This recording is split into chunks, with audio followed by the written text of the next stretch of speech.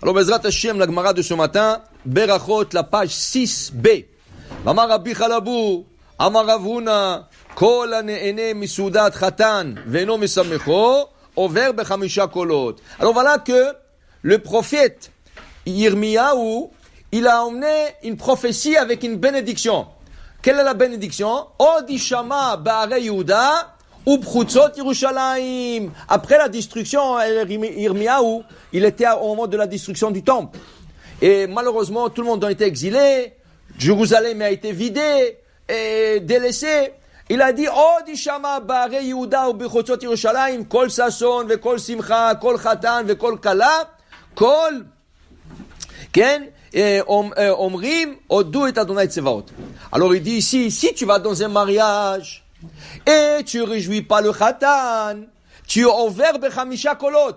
Rashi dit, c'est un dénigrement à la bénédiction du prophète Yirmiyahu, qui disait, Odishama, kol sason, ve kol simcha, kol khatan, ve kol kala. Tu dénigres cette bénédiction, tu réjouis pas le khatan. Parce qu'il n'y a pas de simcha, si le khatan n'est pas sa mère. Si le khatan est triste, est-ce que quelqu'un peut être joyeux dans un mariage? Alors il dit ici, ve'ime samecho, et si tu réjouis le khatan, mascharo, quelle est la récompense pour celui qui réjouit un khatan? Tu as réjoui le khatan. Qu'est-ce qu'Akadosh Baruch Hu donne comme récompense? Rabbi Yoshua, Amar Rabbi Yoshua ben Levi, Zoché la Torah, Shenitna behamisha kolot. Tu reçois la facilité d'étudier la Torah et de la comprendre, car la Torah aussi a été donnée par 5 voix. Hamisha kolot, ou Ma'amad Har Sinai, Parashat Yitro, Vayi bayom hashelishi, beyot haboker, Vayi kolot ubrakim, Vanan kaved alar, Vekol shofar chazak. Alors, Vayi kolot ubrakim, kolot au pluriel. Après, Vekol shofar chazak, Vayi kol shofar, encore le mot shofar, kol shofar, Moshe Daber, Vaelokim Ya'anenu Bekol. Comptant combien de fois c'est écrit le mot kol ici? La première fois c'est écrit kolot ou brakim. Kolot, c'est au pluriel. Minimum pluriel 2. Si la Torah ne dit pas 3, 4, c'est minimum 2. 2. Après c'est écrit Vekol HaShofar. C'est 2, c'est 3. Après, Vaïkol HaShofar Olech Vechazak. 4. Et la 5e fois, Moshe Daber, Vaelokim Ya'anenu Bekol. 5. Tu vois que dans Ma'amad Har Sinai, quand on a reçu la Torah, 5 fois le mot kol. Donc, Hatan vekala, kol sason, vekol simcha, kol chatan, vekol kala, kol omrim, odu et Hashem tzevakot. 5 fois. Est-ce que c'est par hasard 5 et 5 fois? Non. Dit Rabbi Yoshua, c'est pas hasard.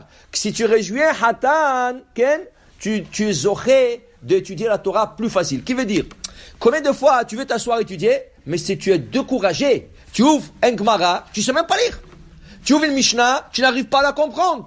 Tu vois une halakha, tu sais même pas ce que ça dit. Tu n'as pas. Alors tu t'es découragé, tu te décourages, et après tu ne veux même pas étudier Hasbe Shalom. Okay? Mais quand tu ouvres et tu comprends, tu dis waouh, j'ai compris, tu continues. Et tu te casses un peu la tête, et c'est comme ça, petit à petit, tu avances. Okay?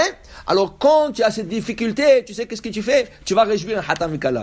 Il raconte sur le Admor Migour, le Rebbe de Gour, une fois, il a dit à son chamage, trouve-moi un mariage, on va aller ce soir. Il dit, qu'est-ce que c'est, trouve-moi un mariage? Il dit, rien que trouve-moi ce qu'il y a un mariage ce soir à Bnei Brak, on va aller ce soir. L'autre, il n'a rien compris. Donc, il a trouvé un mariage dans une salle, il dit, Rabbi, ici, il y a un mariage, il dit, emmène-moi dedans. Ils sont rentrés dedans. Quand ils sont rentrés, personne n'attendait que ce Rebbe, il rentre. Tout le monde, waouh, le Rebbe est là. Le Khatan, il se remplit avec joie, et le Rebbe, il a pris le Khatan, il a dansé avec lui comme 15 minutes. Après 15 minutes, il leur a dit, Mazal Tov, il est parti. En partant pour la maison, le shamash lui a dit, je comprends rien, qu'est-ce que vous avez fait maintenant? On rentrait dans un mariage, on connaissait personne. Oui, les gens étaient contents de vous parce que tout le monde vous connaisse. Mais qu'est-ce qu'on a à faire dans ce mariage? Il dit non, ça fait déjà 3 jours, j'arrive pas à comprendre un passage dans le Talmud. Ah, j'ai dit, comment Ribbono Sholem donne la chokma. Après, je me suis rappelé que celui qui réjouit Hatam Vechala, Akadosh Baruch Hu lui donne la facilité de comprendre la Torah. Je me dis, n'importe quel mariage, on va réjouir le Hatan, et maintenant je suis sûr, si je vais commencer à réétudier le sujet, je vais comprendre de mieux le sujet. Alors c'était une ségoula pour comprendre la Torah. Maintenant, qu'est-ce que c'est réjouir un Hatan? Lui donner un beau chèque, un grand montant d'argent. Qu'est-ce que c'est réjouir un Hatan? Mais le chèque, il ne le verra pas que le lendemain.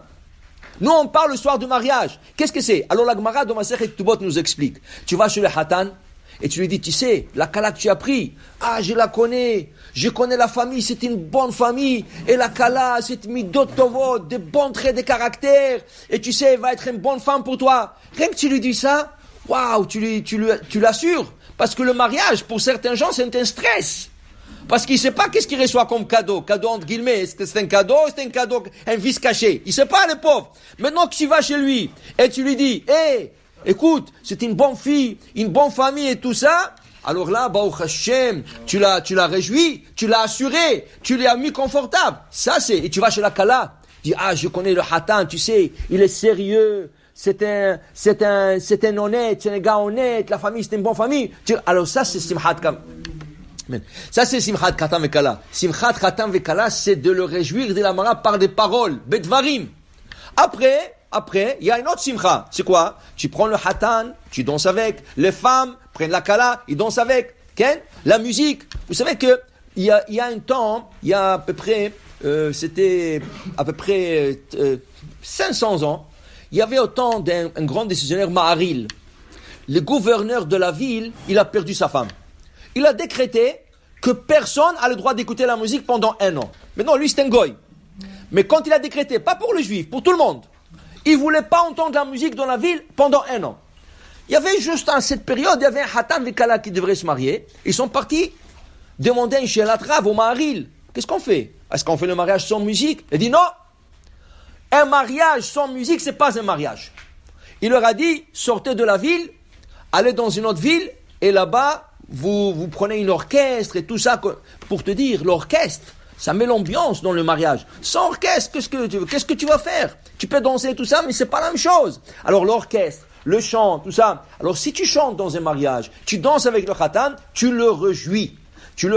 Akadosh Baruch Hu a là aussi une récompense pour te donner. Baruch Adonai Le'olam. Amen ve Amen.